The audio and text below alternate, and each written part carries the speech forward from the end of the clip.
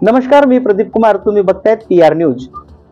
लोकसभा चुनाव 2024 या second phase मध्ये होणाऱ्या महाराष्ट्रातील लोकसभा क्षेत्राच्या वर्धा लोकसभा क्षेत्राच्या मतदारांकडून आपण जाणून घेणार आहोत. या लोकसभा क्षेत्रात कोणकोणत्या समस्या आहेत त्याआधी आपण लोकसभेच्या रिंगणामध्ये उतरलेले गोंडवाना गणतंत्र पक्षाचे उमेदवार मारुती गुलाबराव उईके यांच्याकडून जाणून घेणार आहोत.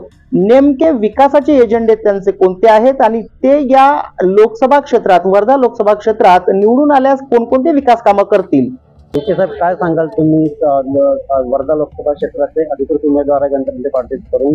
काय मुद्द्याला घेऊन तुम्ही लोकांसमोर जाताय? माझा मी परिचय पहिले देतो.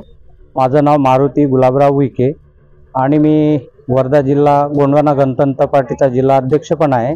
आणि गेल्या 8 ते 10 महिन्यापासून वर्धा जिल्ह्यातला जो अन्याय अत्याचार जो अनुसूचित जाती जमाती, विमुक्त जमाती आणि अल्पसंख्याक यांच्यावर अन्याय अत्याचार बघून तर जनतेला काय, मतदारांना काय तुम्ही आव्हान कराल? जनतेला मी असं आवाहन करेल की आमच्यावर जे गोंडवाना गणतंत्र पार्टीच्या उमेदवार म्हणून मला जी उमेदवारी मिळाली आर्या चिन्हावर, माझ्यावर विश्वास टाकून जर समाजाने जर मतदारांनी माझ्यावर विश्वास टाकून मला जर आर्या चिन्हावर जर बटन दाबून मला निवडून दिले तर मी